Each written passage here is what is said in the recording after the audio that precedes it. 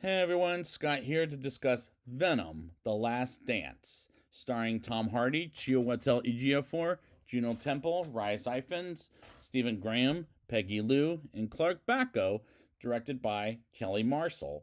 Now, before I get into this movie, this is the last hurrah for Tom Hardy as Venom so far, and welcome back to Spider-Man after Madam Web, which still one of the worst movies I've seen this year. Just spoiling my review on this movie. And I'm gonna just say there's one more movie coming out late in a month and a half called Craven the Hunter in December, and I'll see how that goes. I'm lucky that that one's R-rated, so. And I had to see this movie twice. The first time was in the regular where I had a headache. The second time I went in an IMAX. Was it as equal as the headache as the first time?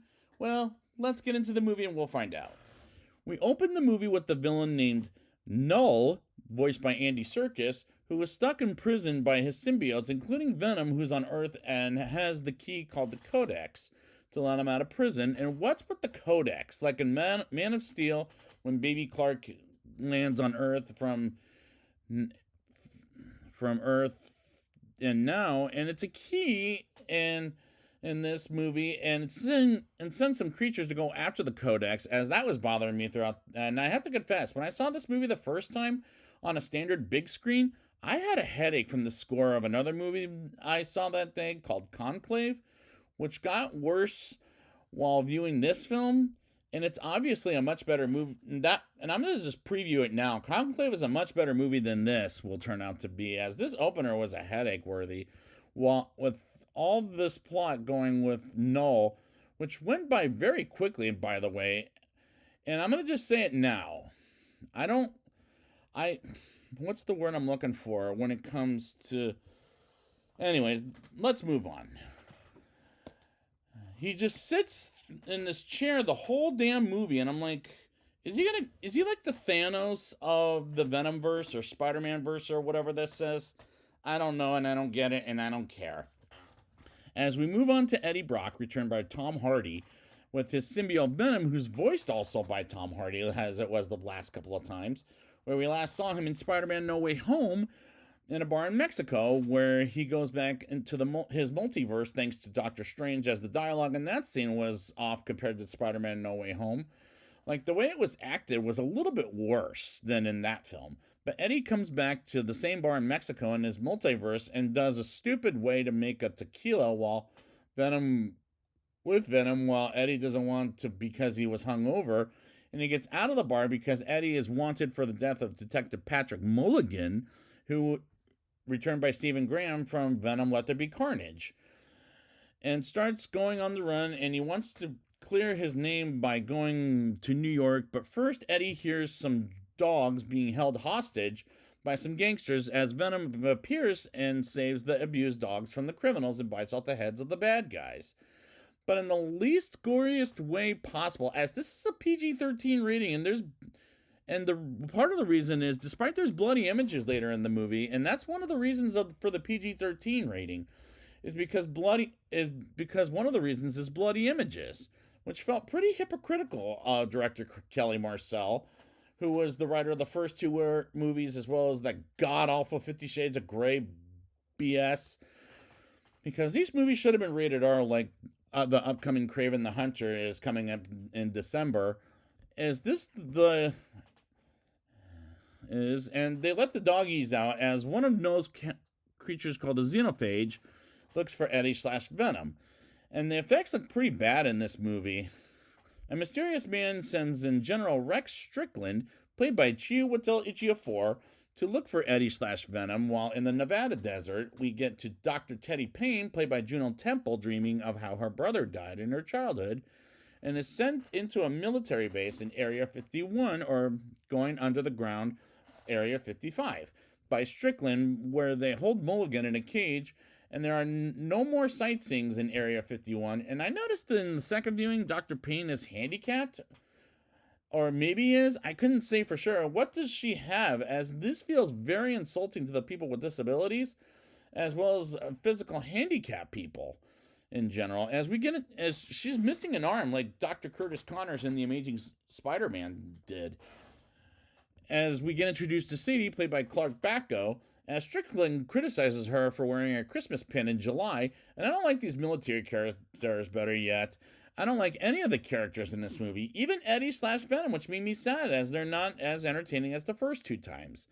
Dr. Payne, Sadie, and Strickland interrogate Mulligan as he has a symbiote as he sees Null is coming and the humans are doomed, and we hear his symbiote voice, aka Lasher, while Eddie/Venom are flying outside of an airplane, and a xenophage attacks, them, and after all, they kill it off.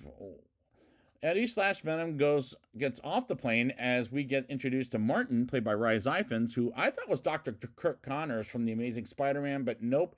We find out later it's Martin and his family and wife Nova and kids Echo and Leaf, along with their doggy, while the xenophage heals back up, and Venom tells Eddie about the xenophage and shows him the codex is in them, and he died briefly in the first movie, and it's still very hard to understand a damn thing Venom is saying, and this movie is headache worthy with its plot.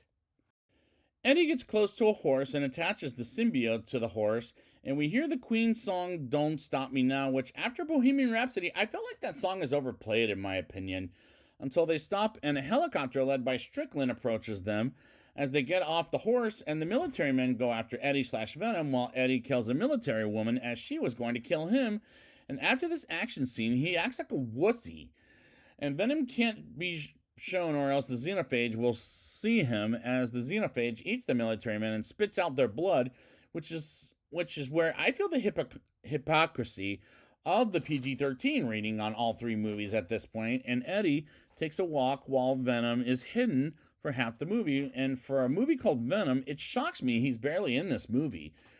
Dr. Payne and Sadie talk to Mulligan/Lasher as he feels like the presence of Null in their home, and tells them that Strickland Venom is the only one who can stop Null, and we learn if one dies, the Codex will be destroyed.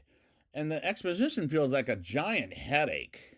While Eddie/Venom approaches Martin, Nova, Echo, and Leaf and has some food while Venom is aggressive towards them, but eventually warms up to them as they ride with them singing David Bowie songs to Las Vegas, and they have to sing along with Venom while Venom joins in, and Eddie is being a negative Nancy.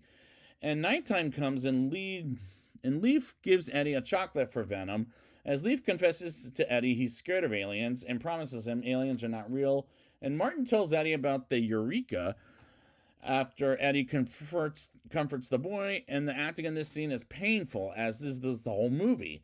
They get to Las Vegas, and Eddie gets dropped off in Vegas and is spotted by the military as Martin gives Eddie some money as well as shoes, and they part ways. We learn Eddie hates musicals.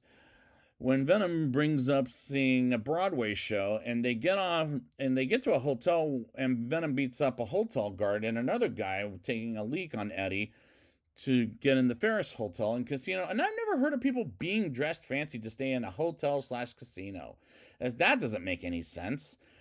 As Venom makes Eddie play a slot and breaks his foot and bumps into Mrs. Chen, returned by Peggy Lou, who was the most entertaining for this whole movie. She was always entertained me in the first two movies, as she was barely in them, and she gets the short shaft in this movie, in my opinion.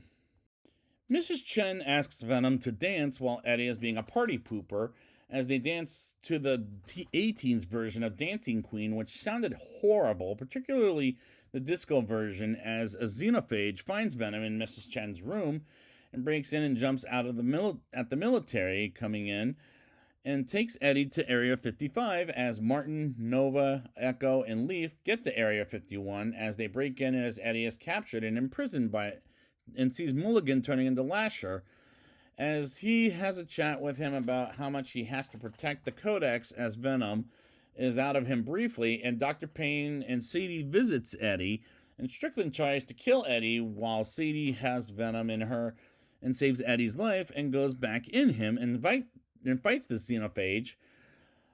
And some of them turn into Phage, Anti-Venom, Mulligan is Slasher, and Dr. Page will be Agony, and there's one that Sadie turns into, which is She-Venom, as they fight every single xenophages, which are very bad effects. Martin and the family see the aliens, as he says, mother effer, and I can't believe this got away with the PG-13 rating, as the symbiotes fight the xenophages, while Dr. Payne gets Martin and his family reach out of Area 51, while Strickland was stupid enough to almost kill the family, as the symbiotes save every single one of them. As one of the symbiotes says they're not the bad guys, and Strickland is convinced of that, as it didn't make sense, as the climax is so far not making any sense whatsoever.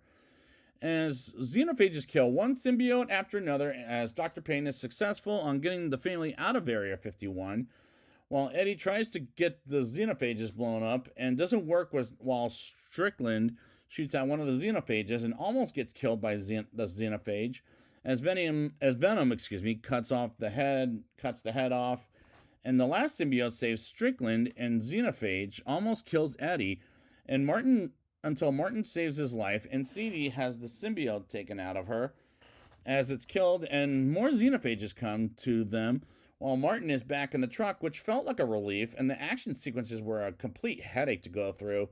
The xenophages come to Eddie/Venom and sees a way to stop them and says, "I'm with you till the end," which is supposed to be heartbreaking, but it's not, in my opinion, as I unfortunately didn't cry for him. As Venom drags himself to the acid, in which the audience saw earlier in the film, and when he gets there, he spits Eddie out while he asks Strickland to kill him, as well as the xenophages, and gives Eddie a shield, and Null is defeated, and I was distracted by seeing one arm on Dr. Payne, as Strickland blows himself Venom and the xenophages, and Dr. Payne gets the power of a symbiote called Agony. Yeah, that's right. And Eddie is knocked out and wakes up in the hospital, and the general tells Eddie he's free to live his life again, and he goes to the city of New York like he's been talking to Venom about for half the movie, and Eddie thinks of the memories of Venom, and he shows him the Statue of Liberty like Venom wanted to see, and says he won't forget Venom, and credits roll to a mid-credit scene with Null awakening, a king in black, as he makes a plan to kill the humans, and after the credits, we see the bartender in Area 51, or 55, wondering what the hell happened, as we get a fly which is about to eat something with electricity, as the climax made no damn sense, because I had a headache from viewing this movie twice, and I just didn't care, and I'll explain why in a rating. I'll give this movie a 3.6 out of 10. I had a headache both times I viewed the movie, as it was very headache-worthy, and the acting in this is much worse than the first two movies, as I thought the first one was entertaining and fun. The second one was also fun and entertaining, but it had its flaws. But this one didn't entertain me as much as the first two movies, and I felt the hypocrisy of the violence of this series, as this one felt like the most hypocritical, as it's rated PG-13, and it should have been an R rating like the first two movies. The effects looked pretty bad in this movie, as I wish I had a better time with Eddie/Venom, but they're not as fun this time as the first two films. I didn't like any of the other characters in this movie except for Mrs. Chen, who comes out the most entertaining in her two only scenes, In this movie, which is very sad, and the acting in this is painful throughout. The climax made no sense whatsoever, as the action sequences was a complete headache. And the death of Venom wasn't heartbreaking, as I unfortunately didn't cry for him, and in my opinion, I just didn't care, as this is a non-recommendation for this movie, as I just didn't care, because I had a headache from viewing this film twice in my life, and I'm going to have to watch it again before Craven, but it's not as worse as Madam Web, as that one is still the worst movie of this year in 2024. So I would like to thank you guys for joining me, and I'll be back in a month and a half with Craven the Hunter. And until then, with great power comes great responsibility.